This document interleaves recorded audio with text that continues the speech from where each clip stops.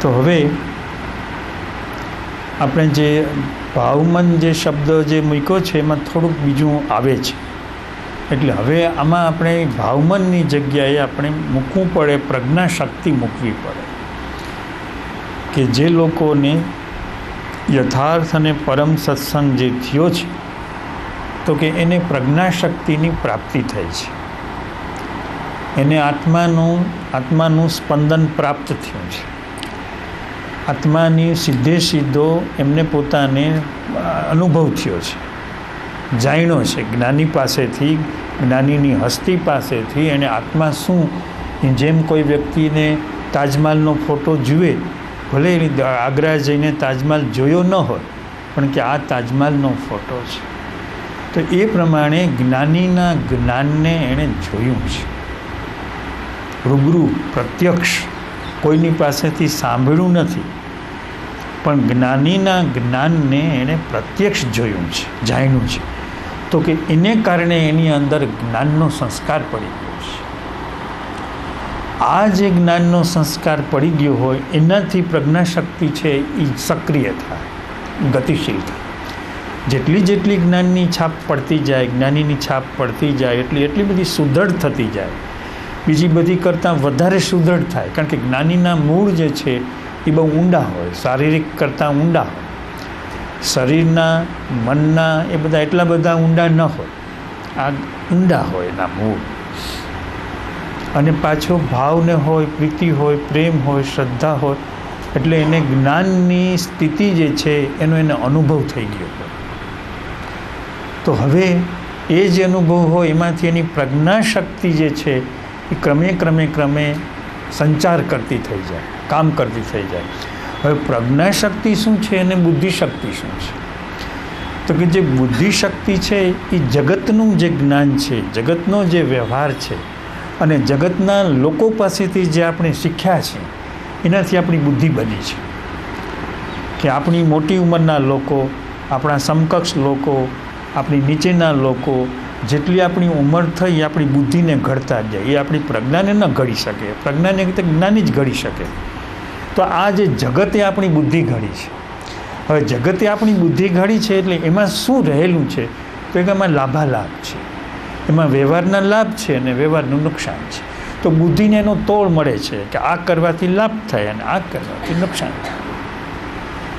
તો હવે જ્યાં પોતાની બુદ્ધિને જરા જેટલું પણ પોતાના મોક્ષ માર્ગમાં હરકત ન આવે, વાંધો ન આવે, ત્યાં સુધી જો બુદ્ધિ વપરાય તો એને સવડી બુદ્ધિ કહેવાય છે, કે આ માણસની બુદ્ધિ સવડી છે.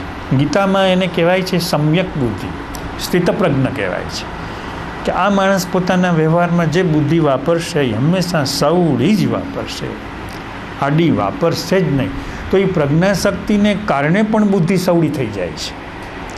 જ્ઞાનીના સત્સંગને કારણે પણ વ્યક્તિની બુદ્ધિ જે આડી હોય, વાતમાં આડી જ થાય, વાતમાં વક્ર જ થાય, કંઈક જુદું જ અર્થઘટન કરે, કંઈક જુદી જ દિશામાં લઈ જાય પોતાના ઈરાદાઓ. પણ જેમ એને સાચા જ્ઞાનીનો સત્સંગ કર્યો હોય તેમ એની વ્યવહાર, અત્યારે આપણે પેલી બુદ્ધિ પરાબુદ્ધિની વાત નથી કરતા, પણ જગતે જે એને બુદ્ધિ આપી છે તો કે એ બુદ્ધિ જેટલી વાંકી હોય, આડી હોય, નકારાત્મક હોય તો કે વધુ ને વધુ સિદ્ધિ થવા લાગે. આ બધું જોજો, તમે અનુભવજો, નિરીક્ષણ કરજો, અવલોકન કરજો કે બુદ્ધિ સીધી થવા. હવે એ સીધી બુદ્ધિ પણ વાંકી ક્યારે થાય? કે વ્યક્તિનો જોખમી સ્થિતિમાં વ્યક્તિ મુકાઈ જાય, એનો લાભ એના હાથમાંથી જતો રહે, એને કોઈક નુકસાન કરે, કંઈક એને મોટો માનભંગ થાય, કંઈક પણ થાય, પોતાના કુટુંબના માણસોને નુકસાની આવી પડે, કોઈક એને પરેશાન કરે, કોઈક એને હેરાન કરે, ત્યારે સવડી બુદ્ધિવાળો માણસ પણ પ્રલોભન થાય ને લલચાઈ જાય કે આ તો ખોટું છે, આ તો ગેરવાજબી છે, આ તો આમ ન થવું જોઈએ, આમ ન બનવું જોઈએ, એમ એને થઈ જાય. જેમ પ્રાણલાલભાઈ આપણે વાત કરી હતી ને વેતન રવિવાર પહેલાં, કે મારા દીકરાને કોઈએ તમાચો માર્યો તો મારું જ્ઞાન જતું રહ્યું. મને એમ થયું કે હું જ્ઞાનની ભૂમિકા ઉપર નથી. જે બાજાબાજી થઈ, ઝઘડો થયો, તકરાર થયો, અને મારો 40 વર્ષનો દીકરો, એ 40 વર્ષના દીકરાએ અમારા પાડોશમાંથી કોકે આવી અને થપાટ મારી. તો થપાટ મારતા જ મારી સુરતા ખોવાઈ ગઈ, જે સામળિયાની સાથે હતી. મારું જ્ઞાન જતું રહે ને. એટલે પ્રકૃતિમાં આવો જ્યારે હુમલો થાય, આવો જ્યારે એટેક થાય, તો કે ત્યારે એ વ્યક્તિનું જ્ઞાન એમ કે તમારું જ્ઞાન ગયું, ધોવાઈ ગયું. પછી આવ્યું 2 કલાક પછી, 4 કલાક પછી આવ્યું, પણ ત્યારે તો ગંગા વહી ગઈ ઘણું બધું. તો કે એમ ક્યારેક એની સવડી બુદ્ધિ વહી જાય, તો એમાં એને દ્રવ્યમન કહેવાય કે એનો આચાર આવો થઈ ગયો, પણ અંદર જ્ઞાન તો પડેલું જ છે, જ્ઞાનીનું જ્ઞાન તો પડેલું જ છે, પણ એનું દ્રવ્યમન એને હલેસું તાણી ગયું. એવો બનાવ બની ગયો, એવી ઘટના બની ગઈ કે એનું દ્રવ્યમન એને તાણ્યું. પણ ફરી પાછું એને 2 કલાક પછી એમ થયું કે ભાઈ આપણે તો જ્ઞાન દ્રષ્ટિથી જીવવાનું છે. એની સાથે ઝઘડો કર્યો હોય તોય વાંધો નહીં, તકરાર કરી હોય તોય વાંધો નહીં, પણ જ્ઞાન દ્રષ્ટિથી કેમ ન થાય? જ્ઞાન દ્રષ્ટિથી તકરાર કેમ ન થાય? જ્ઞાન દ્રષ્ટિથી ઝઘડો કેમ ન થાય? એક વખત અમારે અહીં મકાનનું કામ થતું હતું અને એક કોન્ટ્રાક્ટર હતા, અને એ કોન્ટ્રાક્ટરે 1000 રૂપિયા બિલમાં ખોટા ચડાવી દીધા. એને એમ હતું કે આ તો કાંઈ ચેક કરતા નથી, જોતા નથી. એટલે એકાએક અમારી ત્યાં જ નજર પડી, આ 1000 રૂપિયા છે ને છે. એટલે 1000 રૂપિયા એને ખોટા ચડાવ્યા હતા. એટલે અમે એને જે ઠપકો આપતા હતા કે અમે તમને આટલું ભગત તરીકે માન આપી, વિશ્વાસ રાખી, શ્રદ્ધા રાખી, આદર રાખી, તમને ક્યાંય કોઈ આદર ના આપે એટલો આદર આપી, તમારો કોઈ વિશ્વાસ રાખીને તમે આવું કરો છો. આવી રીતે તમારે ખર્ચો ન થતો હોય તો માગી લ્યો કે અમને આમાં નથી પોષાય. હવે અમે એને ઠપકો આપતા, ત્યાં દ્વારકાની કોલેજના એક પ્રાધ્યાપક પંડ્યા આવ્યા. અમે એને વાત કરતા હતા ત્યાં જ આવ્યા અને કે મારે પુનર્જન્મ વિશે જાણવું છે. એ જ સેકન્ડે, એ જ મિનિટે અમે એને અડધો કલાક પુનર્જન્મ વિશે વાત કરી. થઈ ગયું પૂરું, બધું અહીં તકરાર ચાલે છે. અહીં કોન્ટ્રાક્ટર ભાઈ સાથે ઝઘડો ચાલે છે, અને એણે પોતાની લાલ પાઘડી ઉતારી અને સાષ્ટાંગ દંડવત પ્રણામ કર્યા કે મને એમ હતું કે તમે જોતા જ નથી, પણ આજે જ તમે જોયું અને આ જગ્યાએ જ જોઈએ. એટલે કે મેં 1000 રૂપિયા ઉમેરી દીધા. જ્ઞાનથી ઝઘડો કરી શકાય, જ્ઞાનથી તકરાર કરી શકાય, પણ એ તો ભાવમન જ્યારે અમુક ઊંચાઈ પકડી લે પછી થાય, ત્યાં સુધી મુશ્કેલ છે. તો હવે એ જે પ્રશ્ન કરતા જે છે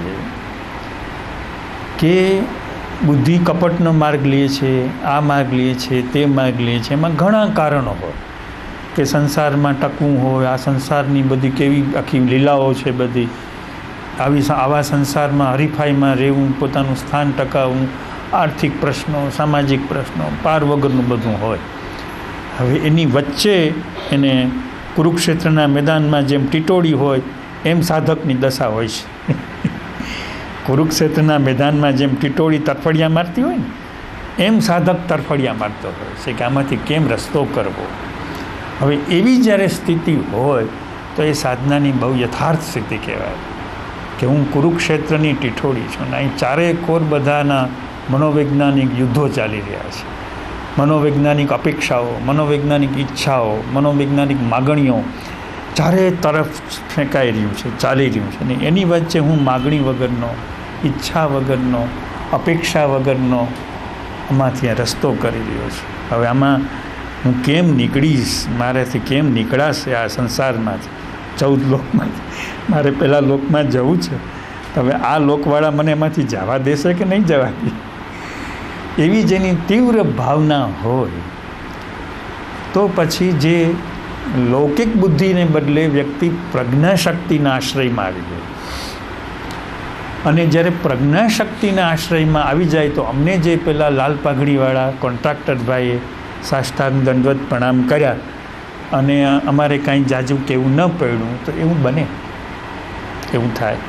પણ એના માટે લાંબો પંથ કાપવો, લાંબો રસ્તો કાપવો પડે. એટલે બુદ્ધિની સાથે પ્રજ્ઞાશક્તિ રહેલી છે, અને જેમ જેમ બુદ્ધિનો આશ્રય ઘટાડતી જાય અને પ્રજ્ઞાનો આશ્રય લેતી જાય એમ ભગવાન પછી એને જાજી બુદ્ધિ વાપરવા દેતાય નથી. કુદરત એને બુદ્ધિ વાપરવા દેતી નથી. જેમ જેમ પ્રજ્ઞાનો આશ્રય વધતો જાય, જો આ સત્સંગ ચાલે છે એ બુદ્ધિના આશ્રયથી નથી ચાલતું, પ્રજ્ઞાના આશ્રય ચાલે છે. જેવી ભગવાનની ઈચ્છા હોય એમ ચાલે. આપણે કંઈ ખબર ન પડે. તમે જો વિચારીને બોલો તો ન થાય, ન બની શકે. વિચારવાનું નહીં, બુદ્ધિનો આશ્રય નહીં. જેવી રીતે જેમ ચાલે એમ ચાલવું, અને અંદરની જે પ્રજ્ઞા શક્તિ છે એને આધારે રહે. તો એવી રીતે વ્યક્તિ પોતાના વર્તનમાં, વ્યવહારમાં, આચરણમાં જેમ જેમ પોતે આ જ્ઞાનની શક્તિને એપ્લાય કરતી જાય, લાગુ કરતી જાય, તો એને જે આ કપટ ને લુચ્ચાઈ ને એનો જે આશરો છે એ લઈ ન શકે. પછી કપટ કદાચ કરે ને તોય એવું સાત્વિક કપટ હોય કે બીજાનું અકલ્યાણ ન થાય, નુકસાન ન થાય. સાત્વિક કપટ હોય, સાત્વિક વિચાર શક્તિ હોય કે બીજાને જરાય નુકસાન ન થાય, બીજાનું અમંગલ ન થાય, અકલ્યાણ પર ફાયદો થાય. તો કે એવું વ્યવહારમાં અમુક અંશે હોય છે, ચલાવી લેવાય એમ હોય છે. તો કે એનો આશ્રય લેતાં ક્ષમાભાવ કેળવતાં વ્યક્તિ બહાર નીકળે તો પછી પ્રજ્ઞાશક્તિ કામ કરતી થઈ જાય છે. જેટલી પ્રજ્ઞાશક્તિ કામ કરતી થાય ને એટલી સવારથી સાંજ સુધીમાં વ્યક્તિની ચિત્ત શુદ્ધિ થાય. જેમ બાલા હનુમાનના મંદિરમાં બધા ઓમ શ્રી રામ જય રામ જય જય રામ, શ્રી રામ જય રામ જય જય રામ બોલે છે. તો એનાથી શું? પોતાના અહંકારની શુદ્ધિ, પોતાની બુદ્ધિની શુદ્ધિ, પોતાના શરીરની શુદ્ધિ, આજુબાજુના વાતાવરણની શુદ્ધિ, પણ ચિત્ત શુદ્ધિ ન થાય. બીજી બધી શુદ્ધિ થાય. ચિત્ત શુદ્ધિ પ્રજ્ઞાશક્તિનો આશ્રય કરવામાં આવે તો જ ચિત્ત શુદ્ધિ થાય. હવે જે ચિત્ત શુદ્ધિ છે એને પુનર્જન્મ સાથે સંબંધ છે, એને સમાધિ મરણ સાથે સંબંધ છે, બીજા જન્મ સાથે સંબંધ છે, પોતાના વર્તમાન જીવનમાં આત્માના જ્ઞાન સાથે સંબંધ છે. એટલે દરેક વ્યક્તિનું લક્ષ્ય માત્ર શરીર શુદ્ધિ નહીં, માત્ર મન શુદ્ધિ નહીં, માત્ર વિચાર શુદ્ધિ નહીં, પણ ચિત્ત શુદ્ધિ. ચિત્ત શુદ્ધિ છે એ પ્રજ્ઞા વગર થાય જ નહીં. પ્રજ્ઞા શક્તિ હોય તો જ થાય, એના વગર ચિત્ત શુદ્ધિ ન થાય. તો લક્ષ્ય એ રાખ્યું હોય તો ભલે આપણી કસોટી આવી હોય, આપણી પરીક્ષા આવી હોય, પણ થવાની ચિત્ત શુદ્ધિ.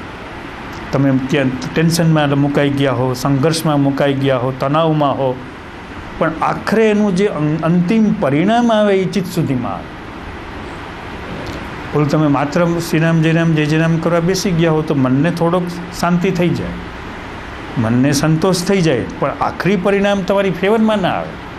પણ જ્યારે તમે પ્રજ્ઞાના આધાર માર્યો તો આખરી પરિણામ તમારા ફેવરમાં આવે. શરૂઆતમાં તમે તણાવ થાય, ટેન્શન થાય, સંઘર્ષ થાય, આખરી પરિણામ તમારી તરફેણમાં આવે. ચિત્ત સુધી થઈને જ રહી.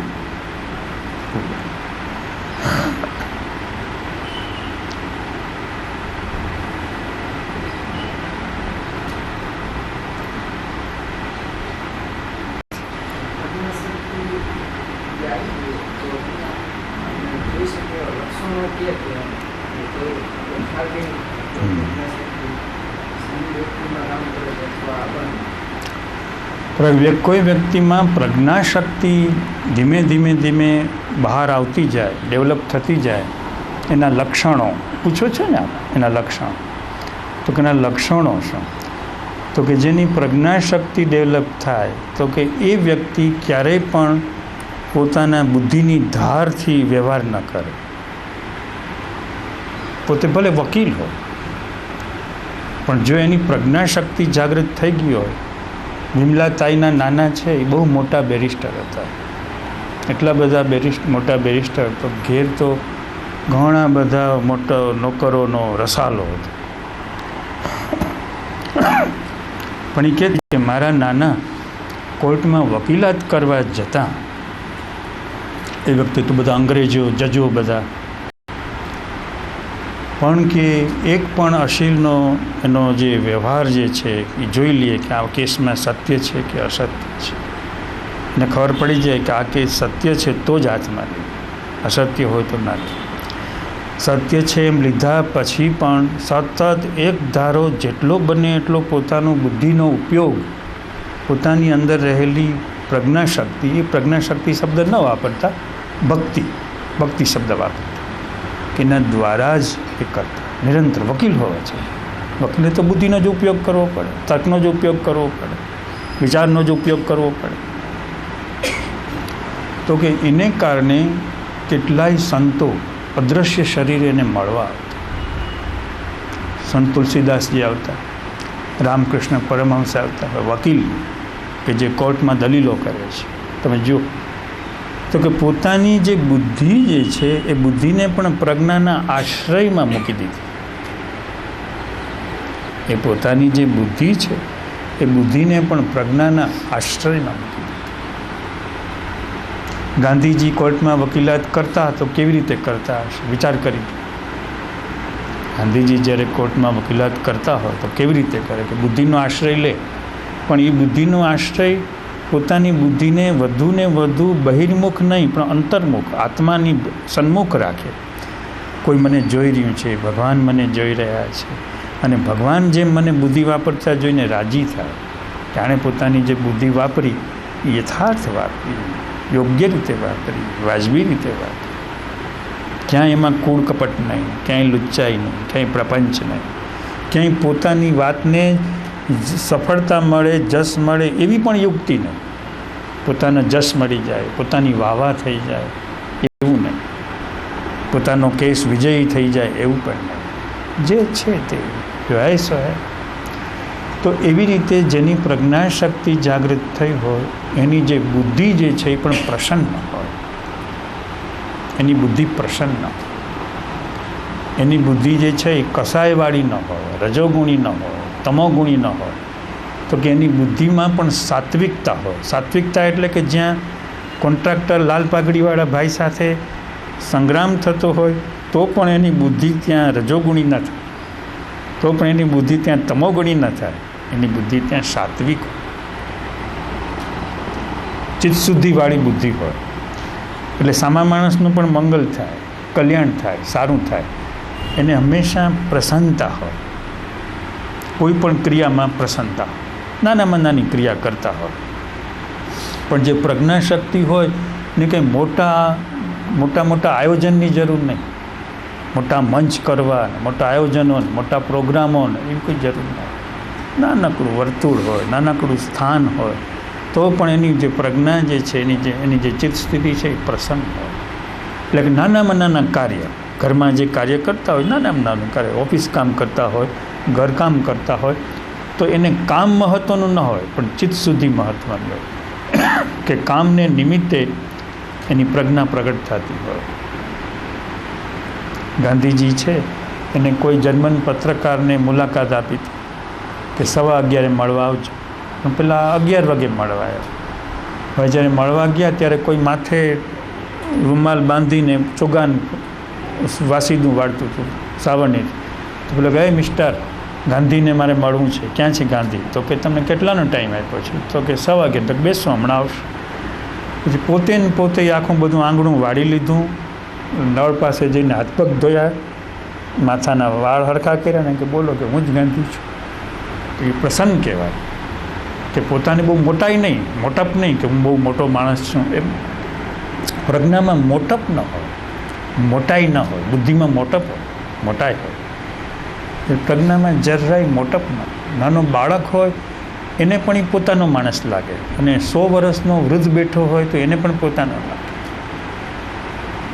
સમાજમાં બહુ મોટો પ્રતિષ્ઠાવાળો માણસ હોય તો એને પોતાનો લાગે, અને સમાજમાં જેનું કોઈ સ્થાન ન હોય તો એને પોતાનો લાગે, પોતિકાપણું લાગે, એને પરાયાપણું ન લાગે. એ હંમેશા વર્તમાનમાં જીવે, ભૂતકાળમાં ના જીવે, ભવિષ્યકાળમાં ના જીવે. વર્તમાનની જે સ્થિતિ હોય એમાં એ છે. પ્રસન્નતા હોય, એને રાગદ્વેષ ન હોય, એને મારા તારા પણ ન હોય. એ પોતાના કુટુંબમાં રહેતો હોય પણ બીજા બધાને જે પોતાના કુટુંબનું જે ખેંચ ને જે તાણ ને હોય એવું ના.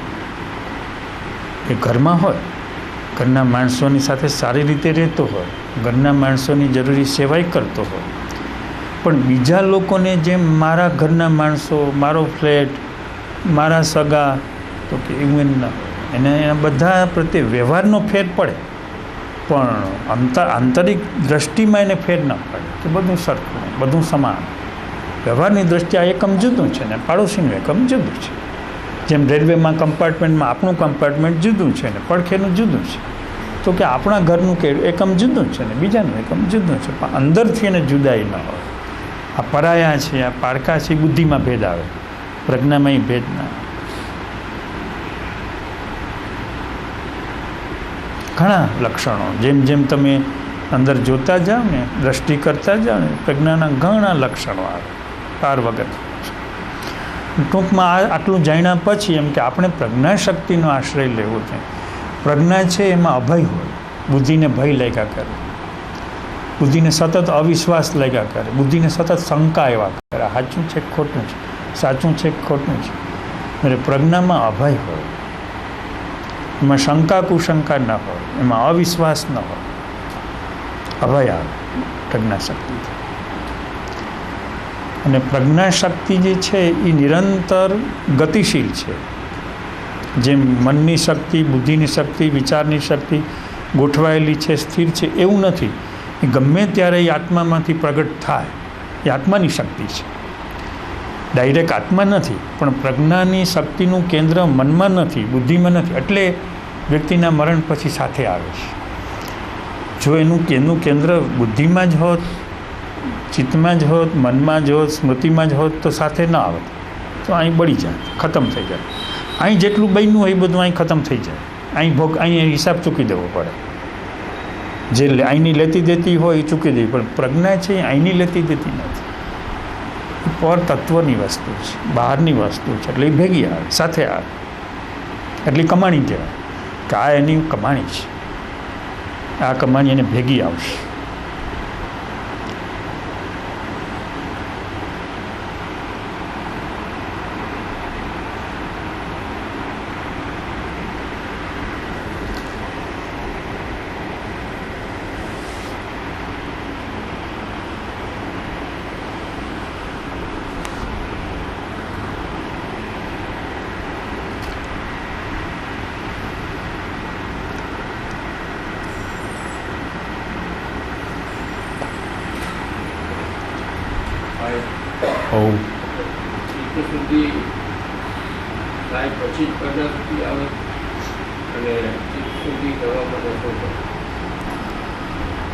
એમ કહે છે કે ચિત્તની શુદ્ધિ થાય પછી જ પ્રજ્ઞા શક્તિ આવે, અને ચિત્ત શુદ્ધિ કરવા માટે શું કરવું પડે.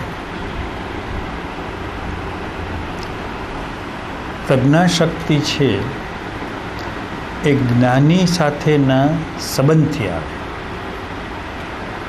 વ્યક્તિને કોઈ પણ સાચા જ્ઞાનીનો કાં તો એને ડાયરેક્ટ સંબંધ થયો હોવો જોઈએ.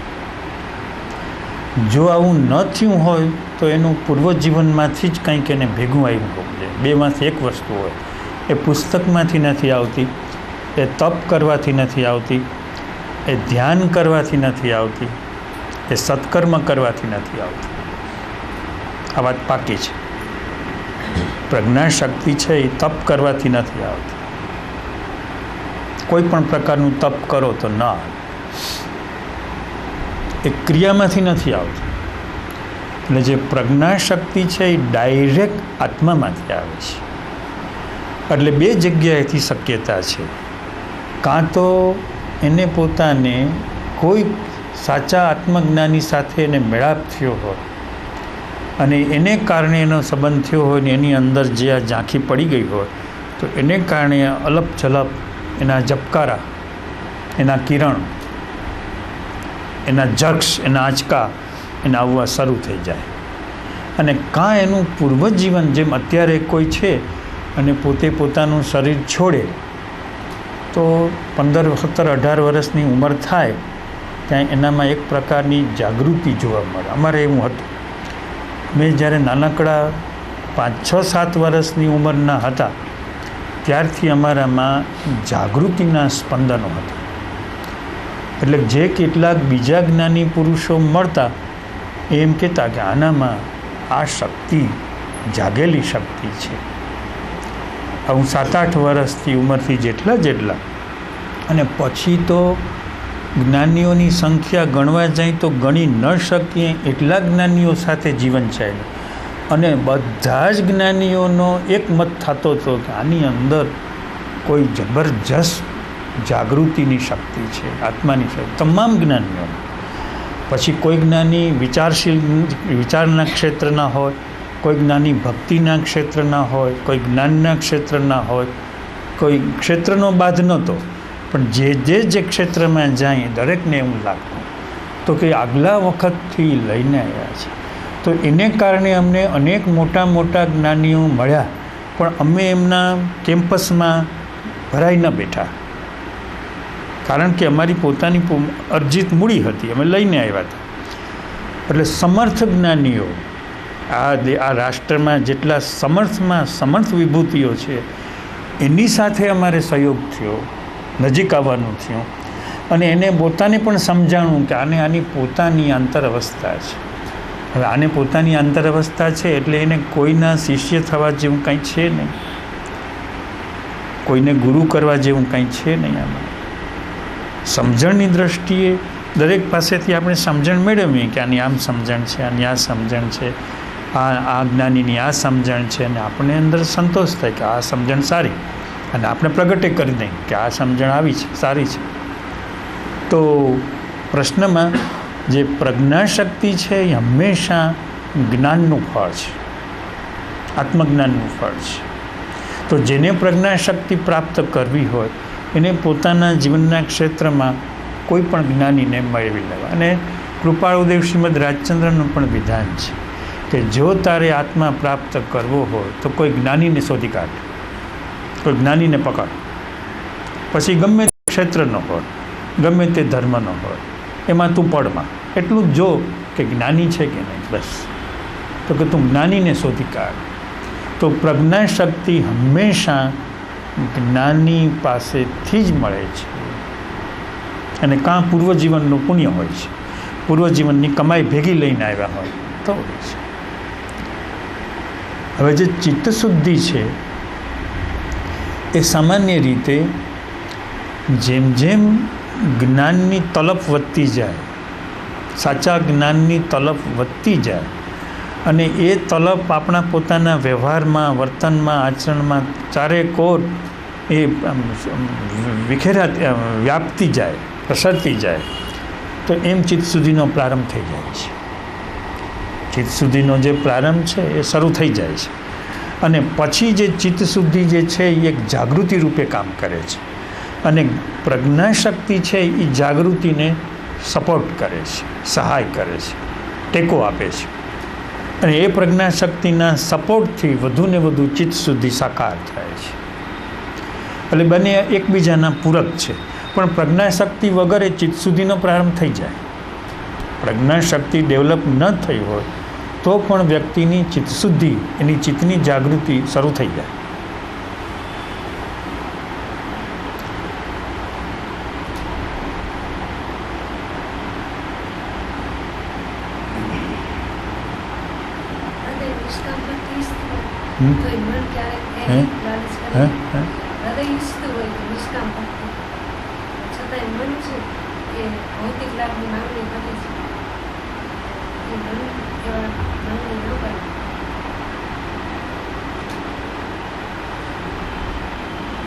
જરા આ પ્રશ્ન પહેલાં લઉં છું ને એ જરા ચોખ્ખો કરી. આ જે ચિત્તશુદ્ધિ છે એ જ્યાં સુધી વ્યક્તિ મનની ક્રિયામાં પડી છે, બુદ્ધિની ક્રિયામાં પડી છે, વ્યવહારની ક્રિયામાં પડી છે, તો જ્યાં સુધી ક્રિયાની ઉર્જા ગતિશીલ છે, કે મન રૂપે કંઈક કરવા માગે છે, બુદ્ધિ રૂપે કરવા માગે છે, શરીર રૂપે કરવા માગે છે, તો કે ક્રિયા રૂપે જ્યાં સુધી ક્રિયાશીલ છે ત્યાં સુધી જે એનામાં ઇષ્ટ શક્તિ ડેવલપ થાય છે, શુભની શક્તિ ડેવલપ થાય છે. હવે જે ઈષ્ટની શક્તિ અને શુભની શક્તિ જે ડેવલપ થાય છે એ અહમને કાપતી નથી. આ ભેદ સમજી લેજો. વ્યક્તિને મંગલકારી શક્તિ જે આવી હોય એ મંગલકારી શક્તિ છે પણ એ જે છે એ અહંકારને કાપતી નથી, પણ અહંકારને વધારે ને વધારે વિકસિત કરે છે. વ્યક્તિ પુણ્ય કમાય છે, પુણ્યશાળી થાય છે, સારા કર્મો કરે છે, દયા કરે છે, દાન કરે છે, માનવતા રાખે છે, બીજાને મદદ કરે છે, સહાય કરે છે, પણ એની પછવાડે એનો પોતાનો જે અહમ જે છે એની તૃપ્તિ છે, એને અહમને સમાધાન છે, અહમને લાભ છે. એટલે એનાથી વ્યક્તિની ચિત્ત સુધીનો પ્રારંભ થતો નથી, અટકે છે. પણ આ ક્રિયા પ્રત્યે એની જાણકારી પ્રગટ થઈ જાય, હું જાણતો થઈ જાય કે આ હું શું કરું છું, આ હું દયા કરું છું, આ હું દાન કરું છું, આ હું બીજાને મદદ કરું છું, સહાય કરું છું, હું આટલી ક્રિયાઓ કરું છું, આટલા યજ્ઞો કરું છું, જે કંઈ કરું છું, તો કે એ કોણ કરે છે ને શું કામ કરે છે, એવો જ્યારે એને પ્રશ્નાર્થ શરૂ થાય ત્યારથી ચિત્ત સુધીનો પ્રારંભ થાય. કારણ કે ત્યારથી અહમને લૂણો લાગવો શરૂ થાય, અને અહમને લૂણો લાગે એટલે એના જન્મ મૃત્યુને ઘટવા શરૂ થાય, એના મીટર ઓછા ફરવા, ચકદા ફરવા ઓછા શરૂ થઈ ગયા. જ્યારથી અહમને ઓળખવા લાગે છે, એટલે ક્રિયા મહત્ત્વની નથી પણ અહમની ઓળખ મહત્ત્વની છે. આ ભેદ સમજાઈ જવો જોઈએ. લોકો ક્રિયાને મહત્ત્વની સમજે છે. એ તમે જે વાત કરી ને ભાઈ, મનની ક્રિયા, તો કે એ જે મનની જે ક્રિયા છે એને મહત્ત્વની ગણે છે.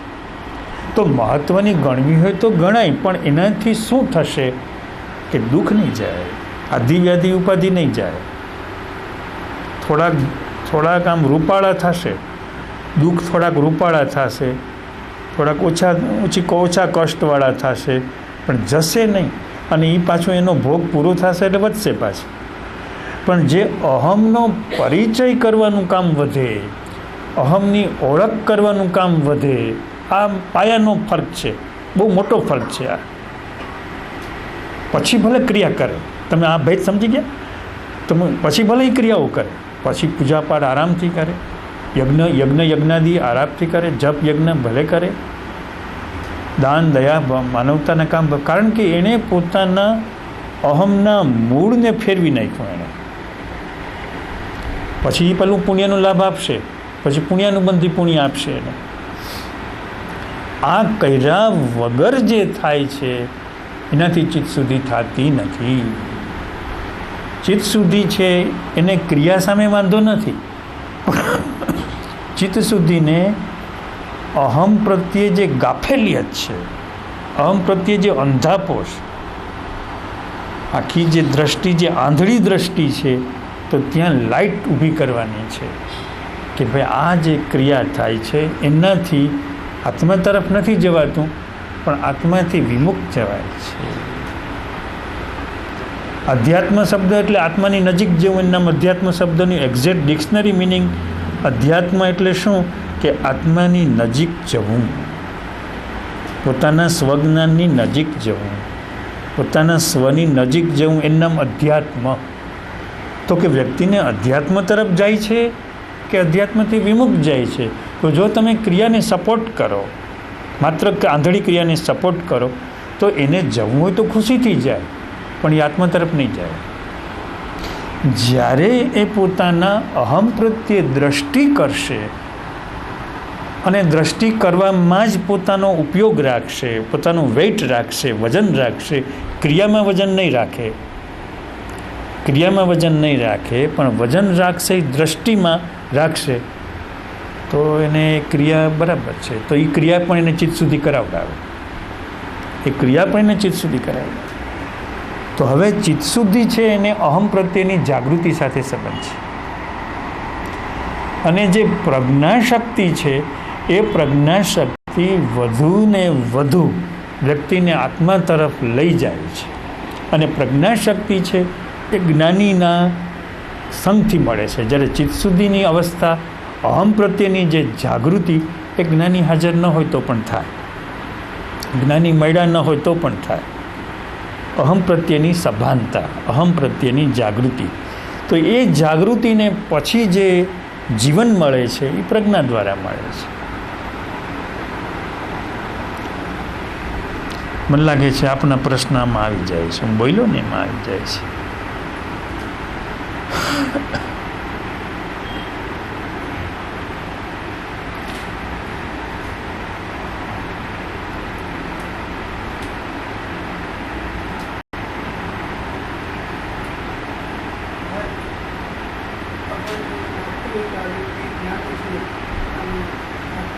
સેજ જરા ઊભા થઈને ઊંચેથી બોલો તો આપણને એવું લાગતું હોય કે આ જે જ્ઞાની છે એને જ્ઞાન થઈ ગયું એવું આપણને લાગતું હોય, છતાંય મનમાં એવી કોઈ શંકા નથી, એટલે કોઈ પણ જ્ઞાનીને આપણે સીધે સીધું પૂછી શકાય ખરું કે તમને ખરેખર જ્ઞાન થઈ ગયું છે, તો કે અવિવેક કે અપરાધ નહીં? કોઈ જ્ઞાની નહીં,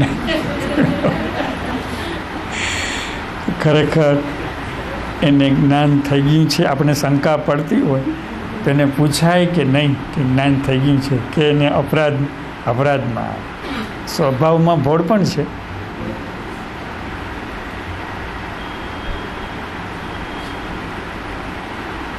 સામાન્ય રીતે જે જ્ઞાનીની અવસ્થા એવી હોય કે કર્તા ભાવે એમ કહેવું કે મને જ્ઞાન થઈ ગયું છે, એ અધ્યાત્મની વિરોધી ગણાય અવસ્થા. મને આત્માનું જ્ઞાન થઈ ગયું છે એમ કહેવું એ કર્તા ભાવ છે. તો એ કર્તા ભાવમાં એ કહેવામાં જ જ્ઞાનનો અભાવ થઈ જાય છે. તમે એમ કહો કે મને જ્ઞાન થઈ ગયું છે, ત્યાં જ જ્ઞાનનો અભાવ થઈ જાય છે, કર્તા ભાવ છે. પરંતુ કરુણાને કારણે, મૈત્રીને કારણે, બીજાનું મંગલ કરવાને કારણે જ્યારે જ્ઞાનની સ્થિતિ થઈ ગઈ હોય તો સ્થિતિ થઈ ગયેલા માણસો એને પોતાને પૂરેપૂરો શ્રદ્ધા અને વિશ્વાસ બેસે એટલે એવું વજનવાળું બોલે ખરા, એવું વજનવાળું બોલે કે જેથી કરીને સામેના માણસને એમ થાય કે હું ખોટી જગ્યાએ નથી, હું ખોટી દિશામાં નથી, એવું એના વાણીમાં આવે ખરું. હવે એનો સાર જે છે એ એને પકડવાનો રહે, અને બીજું એને અનુભવ થતો આવે, એને અનુભૂતિ થતી આવે, એને વસ્તુ સમજાતી આવે. એટલે ધીમે ધીમે ધીમે આ બધી કે મારામાં જાગૃતિ વધી, મારામાં આ શક્તિ વધી, આ સમજણ વધી, મારે ઘેર જાઉં તો મારા બીજા ભાઈઓ જે જ્ઞાનમાં જતા નથી એના વિચારો ને મારા વિચારમાં આસમાન પાતાળનો ફરક પડી ગયો. મારા ભાઈમાં નથી, મારા કુટુંબના બીજા જે સભ્યો હોય, મારી બેન હોય કે મારા બીજા કોઈ વડીલ હોય, તો કે એનામાં એ સત્સંગ કરતા નથી અને અમે કાયમ એક જ સંસ્કારમાં, એક જ વ્યવહારમાં રહીએ છીએ, પણ એ એનો જે વર્તનમાં આશય પ્રગટ થાય છે, મારો જુદો જ આશય પ્રગટ થાય છે. જ્ઞાનીનો આશય ડગલે ને પગલે જુદો જ હોય, જ્યાં હોય ત્યાં, ગમે ત્યાં હોય જ્ઞાની, પણ એનો આશય જ્ઞાનનો જ હોય. એટલે ડગલે ને પગલે બીજાથી ડિફર જ થાય, પણ એ બીજાથી ડિફર થતા હોય એ પણ છાનું રાખે કે ભાઈ હું તમારાથી કંઈ સમજ થતો નથી, કારણ કે તમે જે વિચાર કરો છો એમાં બુદ્ધિનો આશ્રય છે, મનનો આશ્રય છે, ત્યારે હું આ જે પ્રશ્નને જોઉં છું એમાં આત્માનો આશ્રય છે. એટલે ડગલે ને પગલે જ્ઞાનીને બીજી વ્યક્તિ સાથે માથાકૂળ હોય ને હોય, પણ તેમ છતાં ટીટોડીની જેમ એ રસ્તો કરે કે ભાઈ એની પાસે તો આત્મદ્રષ્ટિ નથી, પણ હવે મારે કઈ રીતે આમાં પગ હલાવવા, હાથ હલાવવા, પાંખ હલાવવી, એમ એ રસ્તો કર્યા કરે. પણ ક્યારેય પણ જ્ઞાનીનો આશય બીજા એની પાસે સત્સંગમાં ભેગા થયેલા હજારો લોકો હોય, પણ કોઈ લોકોના આશય સાથે એનો આશય મેચિંગ ન થાય, મળે નહીં. એટલે એમાંથી એને મૂંઝાતા રસ્તો કરવો પડે. આમ રસ્તો કરું, આમ રસ્તો કરું, આમ રસ્તો કરું, આમાં આત્મા જળવાઈ જાય, આત્મા સચવાઈ જાય, દ્રષ્ટિને ભગવાન મદદ કરે ને સામા માણસની બુદ્ધિમાં, વિચારમાં, એના આશયમાં એને સહાય કરે, મદદ કરે. તો ચાલો ભગવાન બધાવ્યા અને આ વસ્તુ હાલી આગળ વધી. તો આ પ્રમાણે જ્યાં સત્સંગ કરતા હોય ત્યાં આપણી પોતાની જાત ઉપર વધારે ભાવ રાખવો, અને અનુભવ કરવા માટે બધી જગ્યાએ જવાય. માણસને પરિપક્વતા વધે, મેચ્યોરિટી વધે. જ્યાં કોઈ માણસને શિષ્ય બનાવવા નથી, જ્યાં ગુરુ થવાનું નથી, ત્યાં બધી છૂટ હોય. કે વ્યક્તિ જ્યાં ગુરુ થવાની વાત છે કે અહીં જવાય અહીં ન જવાય એ બધી માથાકૂટ હોય, પણ જ્યાં ગુરુ થવાની વાત જ નથી ત્યાં થોડોક વખત 2 વર્ષ 5 વર્ષ 10 વર્ષ 15 વર્ષ વ્યક્તિ પોતાની પરિપક્વતાને ઘડવા માટે ચારેકોર જાય અને ખોટામાં ખોટા માણસને મળે તો પણ એને નુકસાન નથી, પણ એનાથી એની પરિપક્વતા વધશે. કારણ કે મારે તો માત્ર સમજવું જ છે, જાણવું જ છે કે સામેનો માણસ બિલકુલ જ્ઞાનવાળો નથી, પણ છતાંય મને મારી પરિપક્વતા વધી ગઈ કે ભાઈ આવું વાતાવરણ હોય છે છતાંય જ્ઞાન હોતું નથી. તો પોતે પરિપક્વતા ડેવલપ કરવા માટે જઈ શકે, પણ કેટલીક વખત એનું નુકસાની મળવી શરૂ થઈ જાય કે આનાથી તો આપણા ચિત્તને નુકસાની જ આવી શરૂ થાય છે, પછી વ્યક્તિ અટકી જાય કે હવે બિનજરૂરી ચિત્તમાં ખોટા સંવેદનો, ખોટા વિચારો, ખોટા પ્રતિભાવો આપણા ચિત્તમાં દાખલ કરવા એનાથી ફાયદો નથી પણ નુકસાન છે. એમ વ્યક્તિને અમુક સ્ટેજ એવું આવે, અમુક ભૂમિકા એવી આવે કે હવે વ્યર્થની વાણી, એટલે ગમે એવો મોટો પછી તો પ્રભાવશાળી જ્ઞાની હોય તો પણ વ્યક્તિને સાંભળવું અને બહુ પેલી ન થાય, વાંચવાની ઈચ્છા ન થાય. સારામાં સારા પુસ્તકો હોય પણ વાંચવાની ઈચ્છા ન થાય. કોઈ કે આ તો જોવા જેવું છે તો પરાણે મહા મુશ્કેલીએ, કારણ કે એ પુસ્તક વાંચવામાં એની જે આત્માની સહજાવસ્થા હોય ઘણી વખત ગુમાવવી પડે, જતી રહે વાંચવામાં એનેમાં. એટલે તમને જ્ઞાન થઈ ગયું છે કે નહીં એમ કેટલીક વખત માણસને માઠું પણ લાગી જાય. એ માણસને પૂછો ને કોઈને માઠું લાગી જાય કે આમ કેમ પૂછો છો. પણ એને બદલે આપણે પોતે અનુભવ્યા કરાય, જાણ્યા કરાય કે સાચા જ્ઞાનની સ્થિતિ કેવી હોય, સાચા જ્ઞાનના લક્ષણો કહેવાય. કારણ કે ઘણી વખત આમ ઉપલબ્ધ દ્રષ્ટિથી જાણવું મુશ્કેલ છે કે ઘણો પરિચય થાય, ઘણો લાંબો વ્યાપ થાય પછી ખબર પડે. અને બાહ્ય લક્ષણો નથી હોતા. કેટલીક વખત વ્યક્તિ જ્ઞાનીના કપડામાં હોય, ત્યાગના કપડામાં હોય, સાધુના કપડામાં હોય, માણસ સંસ્કારી હોય, સારો હોય, વાત્સલ્યવાળો હોય, ભાવવાળો હોય, પરોપકારી હોય, પણ મૂળ મુખ્ય ખોટ ખાટલે મોટી ખોટ જ એ હોય કે એને જ્ઞાન શક્તિ જાગી ન હોય. એવા ઘણા મઠોમાં હોય છે, ઘણા મઠોના સંન્યાસી હોય કે ભલા હોય, એનો હેતુ સારો હોય, પરોપકારી હોય, લોકોને મદદ કરવી, સહાય કરવી, સેવા આપવી એ હોય, પણ મુખ્ય મુદ્દો કે જ્ઞાનનો અભાવ. તો હવે તો વ્યક્તિનું કામ તો થવાનું નહીં, એ ધીમે ધીમે ધીમે માનસિક રીતે ડેવલપ થવાનો, બુદ્ધિ રીતે ડેવલપ થવાનો. તો આ શોધમાં હોવું જોઈએ કે બીજી રીતે કેટલાક એના ગુણોમાં વ્યક્તિ પ્રભાવિત થઈ જાય કે આના આટલા ગુણો છે, પણ એ ગુણો એ ભગવાને કીધું છે કે ગુણો ગુણોમાં પ્રવર્તે છે. હું તો ગુણાતીત છું, આવું એક ગીતામાં વિધાન છે કે ગુણો ગુણોમાં પ્રવર્તે છે, હું ગુણાતીત છું.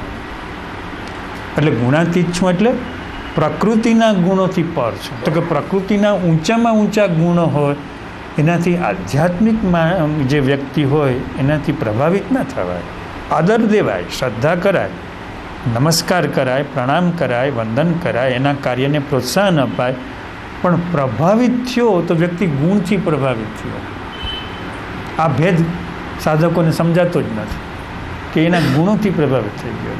એનું સારું વર્તન, સારો વ્યવહાર, સારું વ્યક્તિત્વ, સારા આચાર વિચાર, તો કે એ તો જગતમાં હોય દરેક માણસના, એ કંઈ કાયમ ટકવાના ન હોય. કંઈક પરિસ્થિતિ ઉથલે એટલે વળી બધું એના ગુણ ફરી જાય, વળી એનો સ્વભાવ ઉથલો મારી જાય, સ્વભાવ બદલાઈ જાય, ફરી જાય. તો કે એ કંઈ ભરોસા, ગુણો કંઈ ભરોસાપાત્ર નથી, જ્ઞાન ભરોસાપાત્ર છે. એ જ્ઞાન ઉથલો ન મારે. તો વ્યક્તિ પાસે જ્ઞાન છે તો કે એની કોઈ બીજી કંઈ કપડાં લત્તાની કે કોઈ આશ્રમવાળો હોય કે સાધુ હોય કે સંન્યાસી હોય તો એને જ્ઞાન હોય એવું નથી. અને કેટલીક વાર તો વ્યક્તિ ગૃહસ્થ હોય, અમે ગૃહસ્થ જ્ઞાનીઓ ઘણા જોયા, કુટુંબ પરિવારવાળા કે કુટુંબ હોય, પરિવાર હોય, વેપાર ધંધો કરતા હોય, નોકરી કરતા હોય અને ઊંચામાં ઊંચું જ્ઞાન હોય કે સાધુઓ પાસે ન હોય, સંન્યાસીઓ પાસે ન હોય એવું જ્ઞાન લ્યો. અને કોઈ એને ઓળખતાય ન હોય, અને પાડોશી ઓળખતા ન હોય. અમે અમદાવાદમાં સરદાર સ્ટેડિયમ પાસે રહેતા હતા, પુનિત ગિરધારી રહેતા હતા. હવે અમારે એની સાથે 20 વર્ષનો સંબંધ હતો, 20 વર્ષનો સંબંધ હતો. અને એને મોટા એ કાપડના મિલના બધા કામનો એને પેલા જૂના વખતનો બધો ધંધો હતો, વેપાર હતો. પણ ઊંચામાં ઊંચું જ્ઞાન. કાંતિ ભટ્ટે એક વખત લખ્યું હતું ચિત્રલેખામાં કે અભિયાનમાં કે આવો જ્ઞાની અમદાવાદમાં હતો, પણ અમદાવાદની પ્રજાની 27 લાખની પ્રજાને કોઈ જ્ઞાન જ નહીં. આવું કાંતિ ભટ્ટે પત્રકારે ચિત્રલેખામાં ક્યાંક લખ્યું હતું કે 27 લાખની પ્રજાના સુપડામાં સાંભળેલું ગયું, કંઈ ખબર જ ન પડે કે આવો મોટો વિદ્યમાન જ્ઞાની વસે છે અહીંયા. પણ 25-20 વર્ષ અમારે એની સાથે સંબંધ હતો. ગૃહસ્થ છોકરાઓ છોકરીઓ પૌત્રો પૌત્રીઓ, એનું શરીર પડી ગયું પહેલાં અમારે ત્યાં અમે એમાં ભાવ હતો એટલે અમે હાજર થયા હતા. હવે એમનું અમારા પર પ્રેમ કેટલો એનું તમે દાખલો આપો કે પુષ્કરભાઈ ગોકાણી દ્વારકાથી એનો ઇન્ટરવ્યૂ લેવા ગયા પત્રકાર તરીકે છાપાઓમાં છાપવા માટે, અને એના સવાલ જ પૂછવા ગયા. તો એને કે તમે અહીં શું આવ્યા છો? તો કે તો ક્યાં જાય? તો કે જામનગર જાઓ, એને મળો. ઠેઠ કાઠિયાવાડ છોડીને દ્વારકાથી અમદાવાદ સુધી લાંબા શું થયા છો, તમે એને મળો. તો પુષ્કરભાઈની અમારા પર ટપાલ આવી કે હું ગીત આમને મળવા ગયો તો પુનિત ગિરધારીને, તો પુનિત ગિરધારીએ મને કીધું કે અહીં લાંબા શું થયા છો, કે જામનગર જાઓ, તો કે અહીંયા તમારું નિરાકરણ થશે. કે હું તો ગઈઢો થઈ ગયો છું, ત્યાં તમારું આવો મને કાગળ લખ્યો, આવો મને જવાબ આપ્યો. એમ પુષ્કરભાઈને ટપાલ આવી. આવો અમારા ઉપર એનો પ્રેમ હતો. તો ગૃહસ્થ ઘણી વખત જે છે એ પણ લોકો એને ઓળખી ન શકે. લોકો તો બાહ્ય બધા આચાર વિચાર ને એવું જ જુએ. એમાંય હોય ન હોય એવું નથી, એમાંય જ્ઞાની હોય. પણ જ્ઞાનને સમજવું જાણવું એ પહેલાં જ્ઞાનની આંખ મેળવવી પડે છે. આ જ્ઞાનની આંખ જાણવી પડે છે.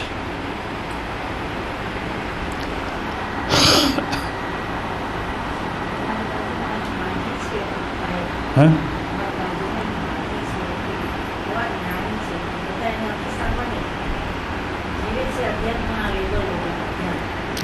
હોય છે ગૃહસ્થમાં, કુટુંબ પરિવારમાં લોકો હોય છે.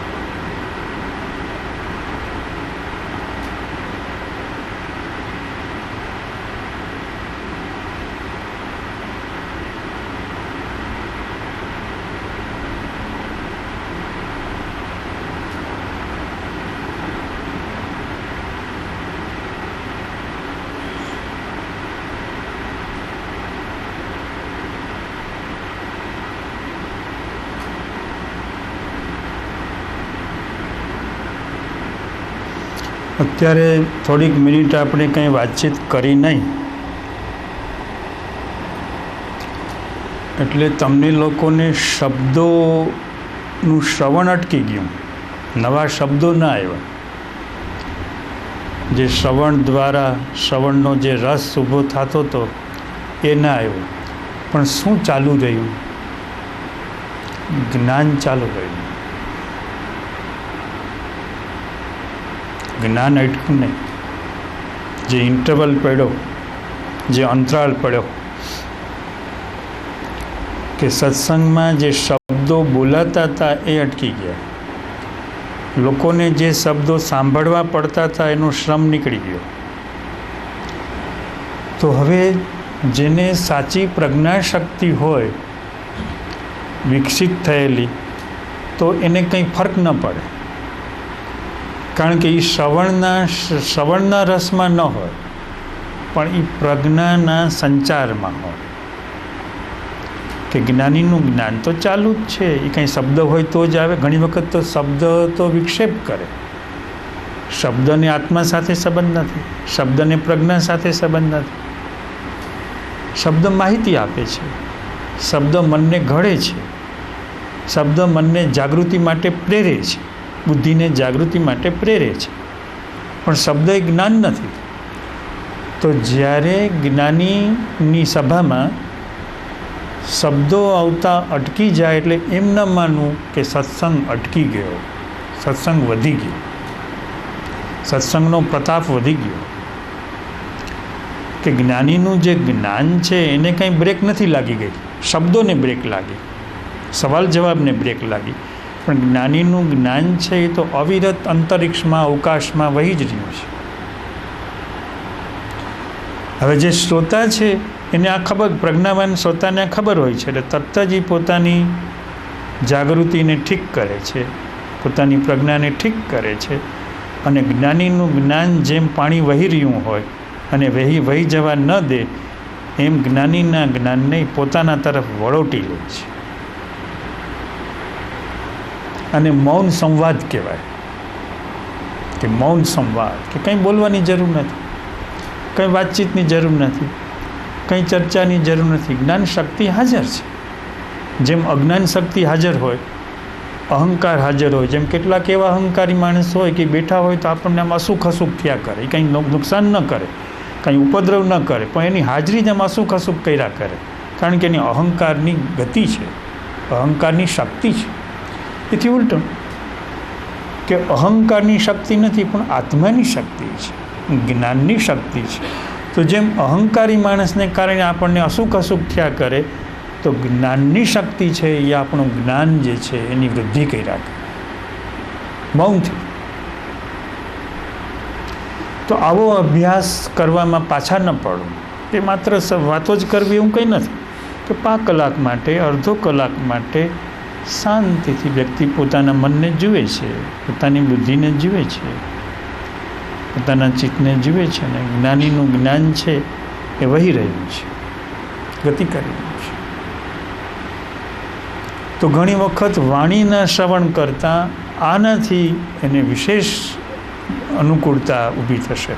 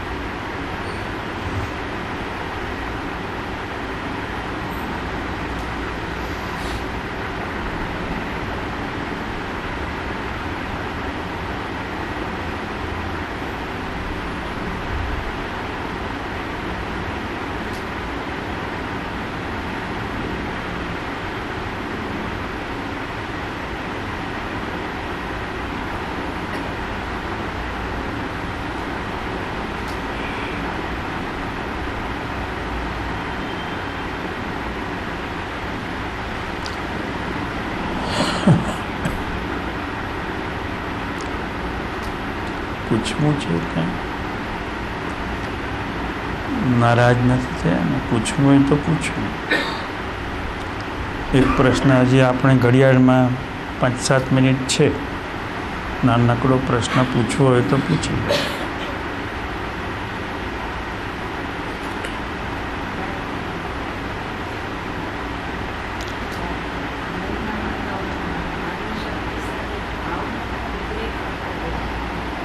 જ્ઞાનની શક્તિ સાથે ભાવનો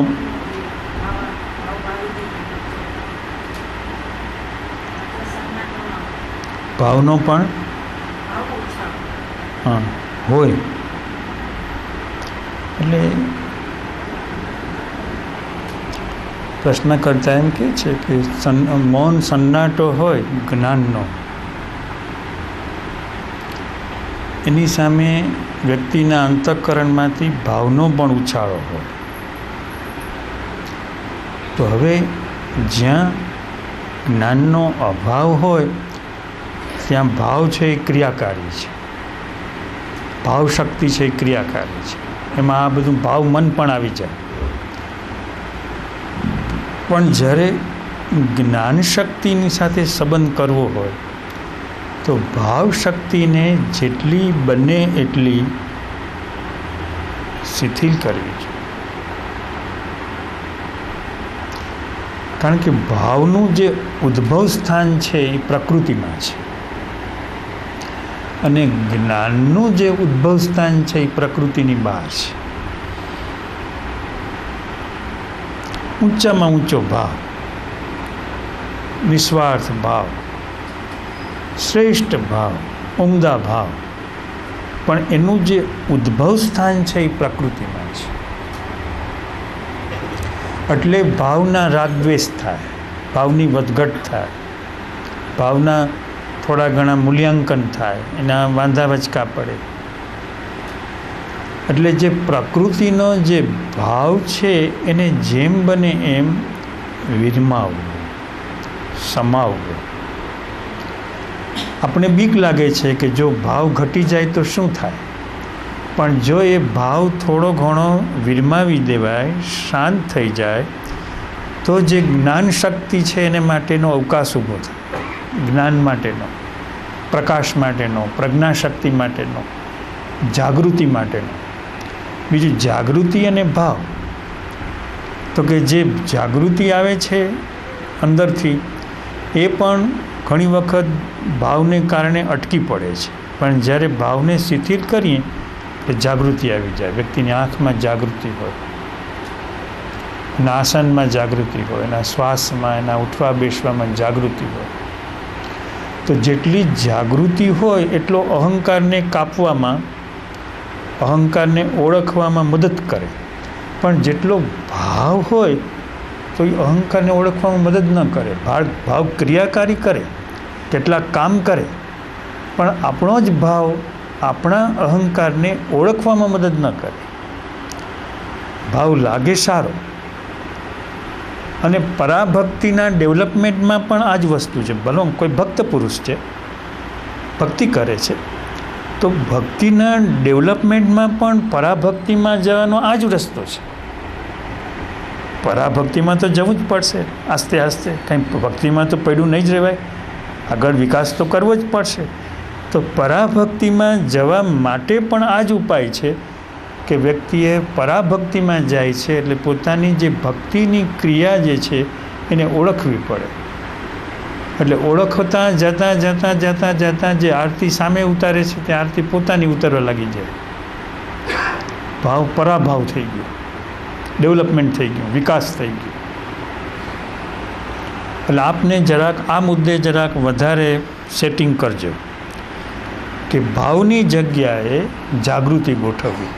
હવે કેટલાક લોકો એમ કહે છે કે બહેનોને જાગૃતિ કેળવવામાં મુશ્કેલી પડે, ભાઈઓને મુશ્કેલી ન પડે. આવું મોટા મોટા વિજ્ઞાન પુરુષો પણ કહે છે, અનુભવી પુરુષો પણ કહે છે કે બહેનોને જાગૃતિના સેટિંગમાં મુશ્કેલી પડે, ભાઈઓને મુશ્કેલી ન પડે.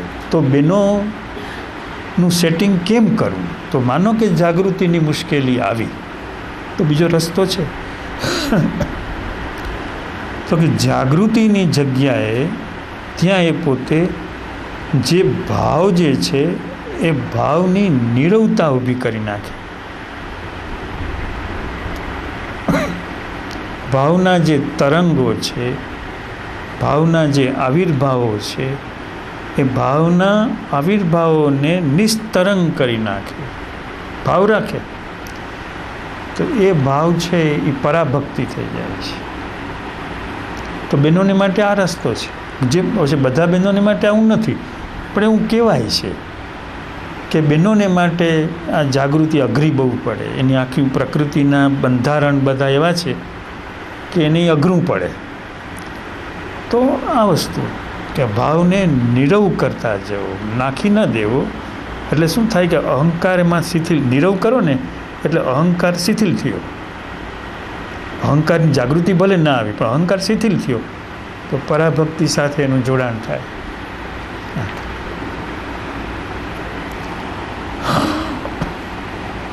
આવું સાધનામાં મનાય છે કે બહેનોને જાગૃતિમાં તકલીફ પડે, કષ્ટ પડે.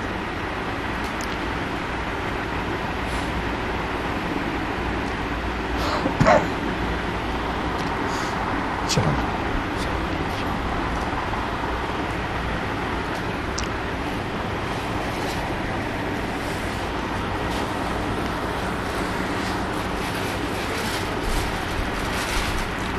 शंकराय शंकराय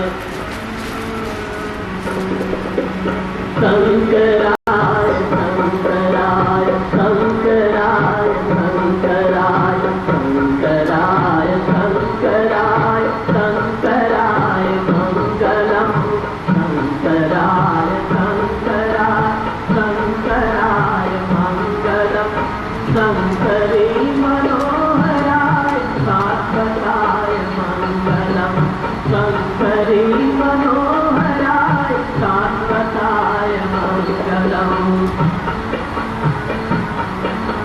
सुंदरेश मंगलम सुंदरेश मंगलम सुंदरेश मंगलम सनातनाय मंगलम सुंदरेश मंगलम सनातनाय मंगलम चिन्मयाय तन्मयाय तन्मयाय मंगलम चिन्मयाय तन्मयाय तन्मयाय मंगलम अनन्तरूप मंगलम अनन्तरूप मंगलम अनन्तरूप मंगलम निरञ्जनाय मंगलम अनन्तरूप मंगलम निरञ्जनाय मंगलम निरञ्जनाय मंगलम पुरञ्जनाय मंगलम निरञ्जनाय मंगलम पुरञ्जनाय मंगलम पतञ्जलाय मंगलम पतञ्जलाय मंगलम पतञ्जलाय मंगलम अकिञ्चनाय मंगलम पतञ्जलाय मंगलम अकिञ्चनाय मंगलम जगद्शिवाय मंगलम नमः शिवाय मंगलम जगद्शिवाय मंगलम नमः शिवाय मंगलम जगद्शिवाय मंगलम नमः शिवाय मंगलम.